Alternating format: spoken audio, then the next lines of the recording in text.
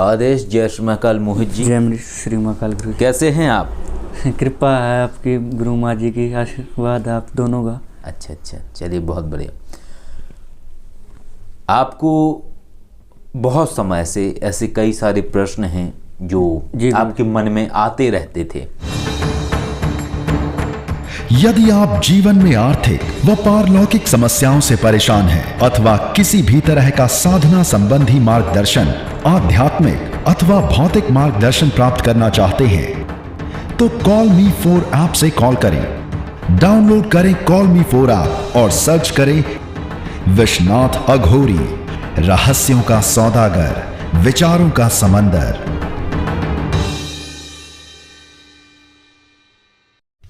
और मिश्रा जी के कहीं ना कहीं आपने जब प्रश्न सुने होंगे या वार्ता देखी होंगी तो आपको जिज्ञासाएं आई होंगी कि कभी मिलेंगे तो हम उस विषय में जरूर पूछेंगे। जी गुरु जी, हम जैसे हम देखते हैं कई बार पिपल के पेड़ के नीचे लोग बाग देवी देवताओं की मूर्तियां रख देते हैं। वहीं पे कोई कचरा डाल रहा है, कोई पशु घूम रहा है, मतलब अच्छा नहीं लगता वो सब। तो उनको कैसे विसर्जित किया जाए? क्या मैं वहाँ से उनको उठा के विसर्जित कहीं कर सकता हूँ?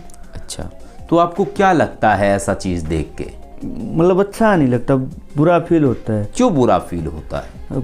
जिसकी हम अपने घर में मूर्ति की, जिस मूर्ति की हम पूजा कर रहे हैं वही मूर्ति अगर खंडित हो जाए तो वहाँ बाहर रोड पे फेंके, ये चीज़ें थोड़ा कहीं ना कहीं फील होती है। ठीक है, देखिए विचार और अवस्थाएं हैं। आप कोई ऐसा सामान लेके आते हैं अपने जीवन में जो बहुत कीमती होता है, लेके आते हैं जी, लेकिन जब एक ऐसी अवस्था आ जाती है कि जब वो कीमती जो सामान था वो कहीं ना कहीं क्षतिग्रस्त हो जाता है, और जब वो सामान आपका क्षतिग्रस्त हो जाता है तो आप उसको रखे तो रहेंगे नहीं ना, कहीं तो उसको बाहर डालना पड़ेगा। इसी तरीके से आपके वस्त्र हैं, जब वस्त्र आपके फटने लगते हैं तो आप उनको हटा देते हैं। इसी तरीके से यहाँ तक कि किसी भी ऐसे व्यक्ति का जो हमारे जीवन में एक महत्व रखता हो या उससे हम जुड़े रहे हों, अगर वो नहीं है शरीर में तो क्या हम उसके शरीर को रखे रहेंगे? नहीं, फिर तो उसके शरीर को भी तो कहीं ना कहीं हमें उस पंच तत्व में विलीन करना पड़ेगा, ऐसा ही है ना जी। तो उसी तरीके से ये अवस्था है। जो आप मूर्तियां देखते हैं कि कोई मूर्ति है जो खंडित मूर्ति पीपल के पेड़ के नीचे रखी हुई है, किसी मूर्ति का हाथ टूटा हुआ है, किसी मूर्ति का कुछ खंडित हो रखा है, किसी का पैर खंडित हो रखा है, तो ऐसे अगर आप मूर्तियां देखते हैं और फिर आप देखते हैं वो अवस्थाएं कि वहाँ जानवर घूम रहे हैं, कुत्ते घूम रहे हैं और जीव जंतु घूम रहे हैं, तो एक ऐसा विचार आपके अंदर आता है कि ऐसा हो रहा है, मैं इसमें क्या कर सकता हूँ, जबकि ये विचार ही गलत है। कारण क्या है? परमात्मा कहाँ नहीं है? वो तो हर जगह है गुरुजी, लेकिन एक बात है, जैसे कि आप बोल रहे थे शरीर में से जब आत्मा निकल जाती है उसका भी दाह संस्कार किया जाता है। वैसे ही जब तक हम मूर्ति की पूजा करते हैं तो ठीक है, तब तक उसमें प्राण प्रतिष्ठित रहते हैं। वो जब वो खंडित हो जाती है तो उसका भी लोगों को विधिवत विसर्जित या अच्छे तरीके से वो करना चाहिए। विधिवत क्या होता है? तुम्हें जब तक दिख रहा है वहाँ विधिवत है। तुम जल में फेंकते हो, जल में क्या क्रियाएं हो रही हैं वो तुम्हें ज्ञात है? नहीं ज्ञात है। तुम कैसे उसको नष्ट कर सकते हो? तुम कैसे उसको विधिवत कर सकते हो? विधिवत होना कहीं है ही नहीं। विधिवत हमारी अवधारणा है, हम समझते हैं इसलिए वो विधिवत है, हम नहीं समझते इसलिए वो विधिवत नहीं है। कहने का तात्पर्य ये है, परमात्मा हमारे भाव के अंदर विद्यमान है, परमात्मा किसी मूर्ति के अंदर स्थापित नहीं है, परमात्मा हमारे विचारों के अंदर स्थापित है। जब एक मूर्तिकार किसी मूर्ति का निर्माण करता है तो वो हाथों से ठोकता है, हथौड़ा मारता है पत्थर पे, जोर से प्रहार करता है, आराम से प्रहार करता है, इस तरीके से वो एक मूर्ति का निर्माण करता है। उस समय वो उसके समक्ष महज एक पत्थर होता है, लेकिन लोगों की भावना, लोगों की आस्था, लोगों का प्रेम उसे मूर्ति बनाता है, और उस मूर्ति के अंदर एक ऐसी अदृश्य ताकत या परमात्मा की शक्ति विद्यमान हो जाती है। जहाँ लोग प्रार्थना करते हैं उनके कार्य पूरे होते हैं। तो कहाँ शक्ति विद्यमान है? क्या उस पत्थर के अंदर विद्यमान है? क्या उस मूर्ति के अंदर विद्यमान है? परमात्मा विद्यमान है उस व्यक्ति की प्रबल आस्था के अंदर। यदि मूर्ति उसके पास नहीं है तब भी उसकी वो आस्था, उसकी वो प्रार्थना कार्य करेगी। यदि मूर्ति है तब भी वो कार्य करेगी। ऐसा कोई क्षेत्र नहीं है, कोई स्थान नहीं है जहाँ परमात्मा ना हो। हमारे अंदर भी ऐसे प्रबल विचार आते थे, लेकिन जैसे जैसे हम अवस्थाएं पार करते गए वैसे वैसे हमें ये समझ में आने लगा कि स्वरूप का महत्व नहीं है, महत्व है उसके स्थान का। जब आप उस स्थान पर होते हैं तब आपका महत्व होता है। ऐसे ही परमात्मा का महत्व है उस विशेष स्थान पर। जब मूर्तियां उस स्थान पर होती हैं तो उनका महत्व होता है, वो वहां होते हैं। अन्यथा क्या है? वो सिर्फ एक रूप है, उसमें कोई परमात्मा नहीं है, उसमें विचार है ही नहीं सोचने का, ना उसमें विचार है दुखी होने का। जब वो है ही नहीं उसके अंदर तो वो जैसा पहले था वैसा ही बाद में है। शरीर जब जीवात्मा छोड़ के जाती है तो क्या वो ये सदैव देखती रहती है कि मेरे शरीर का क्या हो रहा है? या जीवात्मा का जब अंतिम संस्कार करा जाता है तो क्या जीवात्मा बार बार आके देखती है कि मेरी हड्डियां कितनी गली हैं कि नहीं गली हैं? नहीं देखती है ना। बस बात खत्म हो गई।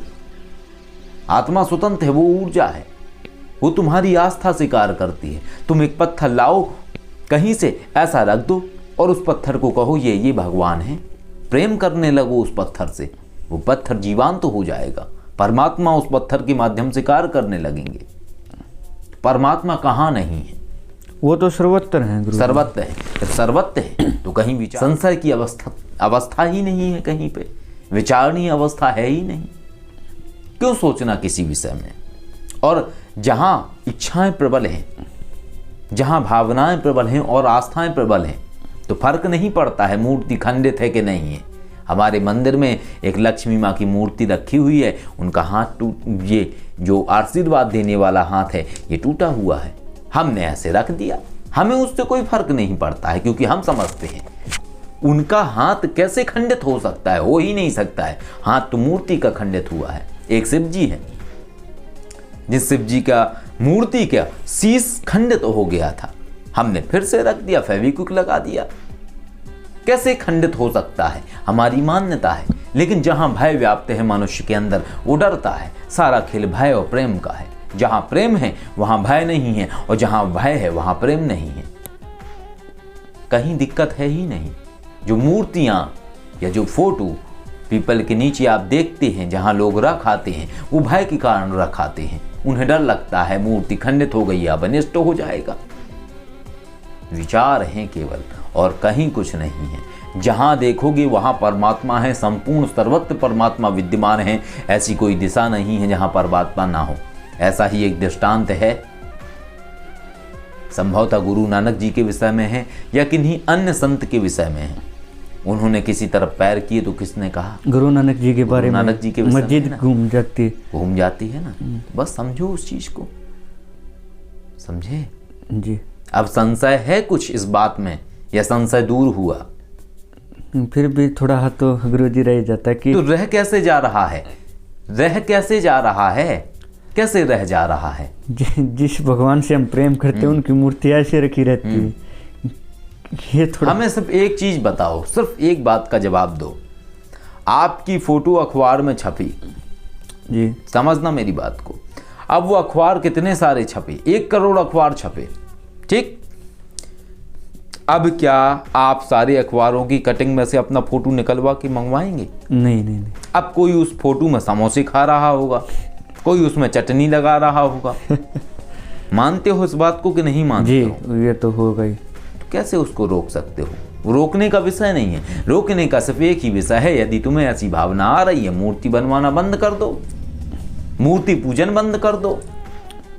मूर्ति पूजन गुप्तकालीन जो समय काल था वहां से आरंभ हुआ था, और ये मूर्ति पूजन इसलिए आरंभ हुआ था जो लोग मानस में ध्यान केंद्रित नहीं कर पाते थे, जो लोगों की ध्यान की एकाग्रता इतनी प्रबल नहीं थी कि आंखें बंद करके, नेत्र बंद करके परमात्मा के उस स्वरूप को, साकार स्वरूप को दर्शन कर सकें। उनके लिए मूर्तियों का निर्माण किया गया था।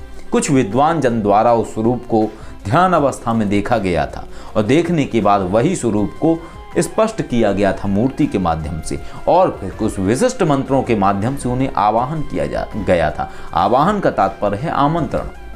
जैसे आप हैं, आप हमें बुलाते हैं अपने यहाँ, उसको आमंत्रण कहा जाता है। ऐसी अवस्थाएं, क्योंकि संशय रह ही नहीं जाता है।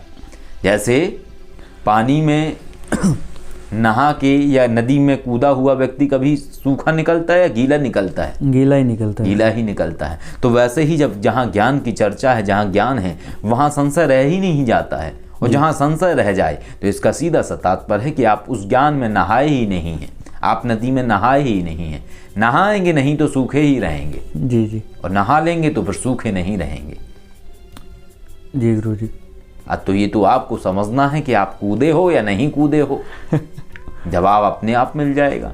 संशय शेष है तो नहीं कूदे हो, और संशय शेष नहीं है तो तुम कूद चुके हो और नहा चुके हो और समझ चुके हो कि सर्वत्र परमात्मा विद्यमान है। जी जरूरत नहीं है जोड़ने की, ये सब भाव है, प्रेम है। हमारा भाव है, हमें शिव जी की मूर्ति दिखती, हम ले आते हैं। अब ये भाव इतना ज़्यादा बढ़ जाता है, कई बार लगता है दुकानदार की सारी मूर्तियां खरीद लो। कहाँ रखेंगे फिर हम उतनी सारी मूर्तियां? फिर अपने मन को रोकना होता है।